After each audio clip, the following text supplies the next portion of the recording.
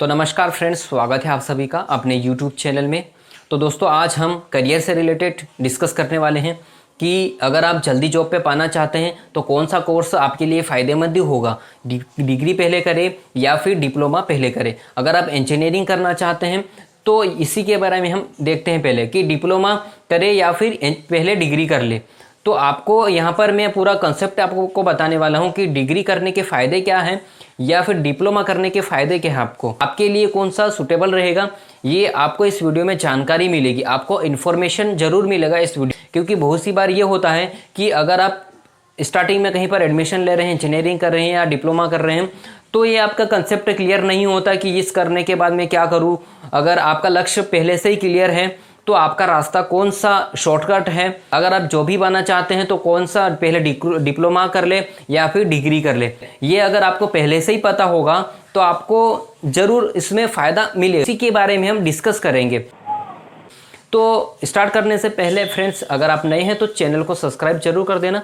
तो आने वाली इस इंजीनियरिंग या बिजनेस या फिर कॉन्ट्रैक्टर से रिलेटेड वीडियो आपको मिलती रहेगी। तो हम ये देख लेते हैं सबसे पहले कि आप अगर डिप्लोमा करते हैं तो वो आप 10th के बाद कर सकते हैं और उसके बाद बीटेक कर सकते हैं। लेकिन आप बीटेक ही करना चाहते हैं तो आप 12वीं के बाद कर सकते हैं, जो कि आप 4 साल का होता है। अब यहाँ पर आपके लिए शॉर्टकट कौन सा होगा, आपके लिए फ़ायदे कौन सा रहेगा। तो सबसे पहले हम डिप्लोमा पे डिस्कस कर लेते हैं कि अगर आप जल्दी जॉब पे पाना चाहते हैं तो आप इसमें डिप्लोमा करें। कैसे? जैसे कि आपने 10th के बाद डिप्लोमा कर लिया है और उसके बाद में जो कि 3 साल का होता है, तो आप डिप्लोमा के बाद भी आप जॉब कर सकते हैं और उसके बाद हाई एजुकेशन आप बीटेक में एडमिशन ले सकते हैं। अब बीटेक के साथ साथ आपकी जॉब भी चल रही है, ये फ़ायदा होगा आपका, और साथ साथ में आपका एक्सपीरियंस भी बढ़ रहा है और साथ साथ में आपका एजुकेशन भी आगे चल रहा है। ये फ़ायदा होगा डिप्लोमा का। अब अगली बात ये होती है कि जैसे ही आपका डिप्लोमा कंप्लीट होगा, 3 साल का आपका पास एक्सपीरियंस हो जाएगा, क्योंकि आप डिप्लोमा के बाद एडमिशन लेंगे बीटेक में जिस फील्ड में आपने डिप्लोमा किया है। फॉर एग्जांपल आपने सिविल से डिप्लोमा किया है तो आप बीटेक में एडमिशन लेंगे तो आपका एडमिशन 3 साल का कोर्स हो जाएगा, जो कि बीटेक 4 साल का होता है। ये फ़ायदा होगा आपका। अब अगला फ़ायदा ये होगा आपको कि आप 3 साल से जॉब कर रहे हैं, जब तक आपका बीटेक कंप्लीट हो जाएगा। बीटेक कंप्लीट होते ही आप उस फील्ड में, आप जिस फील्ड में आप काम कर रहे हैं उसी कंपनीज में आप अपनी बीटेक की डिग्री लगा देंगे तो आपका प्रमोशन हो जाएगा और साथ में आपकी सैलरी भी इंक्रीज हो जाएगी। ये फ़ायदा होगा आपका डिप्लोमा करने के।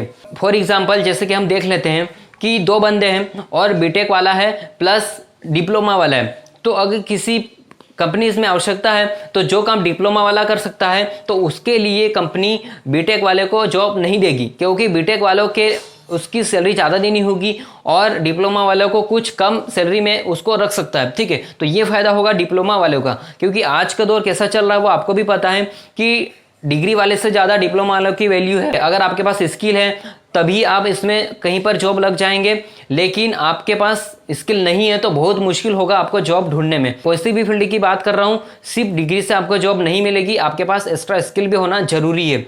तो ये फ़ायदा होगा आपको डिप्लोमा करने के। लेकिन आप 12वीं के बाद बीटेक करते हैं तो 2 साल प्लस हो जाएंगे आपके 11वीं 12वीं के, प्लस आपके जो 4 साल का बीटेक होगा तो 6 साल हो जाएंगे। 6 साल के बाद आप पैसे कमाने लगेंगे, जॉब के बारे में सोचेंगे। अगर आपने सीरियस होकर इंजीनियरिंग करी है तो, अगर आपने सीरियस होकर इंजीनियरिंग नहीं करी, टाइम पास किया, सिर्फ डिग्री कंप्लीट की है, 4 साल तक एक्स्ट्रा स्किल्स कुछ भी नहीं सीखा, कोई से एक्स्ट्रा सॉफ्टवेयर कुछ भी नहीं सीखा, तो आपको जॉब ढूंढने में और भी मुश्किल होगी।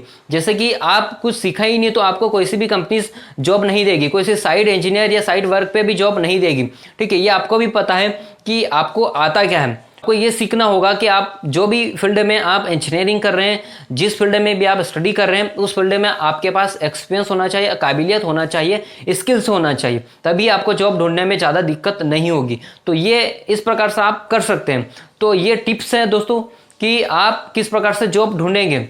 डिसीजन लेने से पहले अगर आपके पास नॉलेज है, उसका ज्ञान है, तो आप अच्छे से डिसीजन ले सकते हो। वीडियो बनाने का मकसद ये है कि आपको नॉलेज हो, आपको थोड़ा बहुत गाइडेंस मिले, इस वीडियो से थोड़ी जानकारी मिली तो आपका माइंड चलेगा, तो आपको ज़्यादा फायदा होगा आगे जाके। ठीक है, करियर से रिलेटेड। तो नहीं तो बहुत सी बार ये होता है कि अच्छे परसेंटेज बना लिए हैं, अच्छे मैथ्स से हमने परसेंटेज बना लिए, तो आप इंजीनियरिंग कर रहे हैं तो सिर्फ परसेंटेज पे डिसीजन नहीं लेना है, ठीक।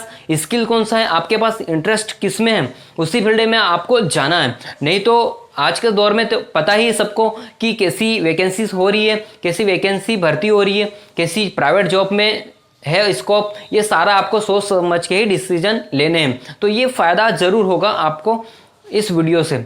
तो फ्रेंड्स, इस वीडियो में जानकारी अगर आपको अच्छी लगी है तो लाइक और सब्सक्राइब करने में कंजूसी बिल्कुल ना करना, क्योंकि सब्सक्राइब करने से पैसे नहीं लगेंगे, क्योंकि यही फ़ायदा है, आप हमारे साथ जुड़ जाएंगे सब्सक्राइब करने थे। अगर आपको वीडियो में जानकारी अच्छी लगी तो लाइक ज़रूर करना, और इंजीनियरिंग या बिजनेस या फिर कॉन्ट्रैक्टर से रिलेटेड और भी वीडियोस चाहते हैं तो आप कमेंट कर सकते हैं किस टॉपिक पर आपको वीडियोस चाहिए। तो हम मिलते हैं अगले वीडियो में।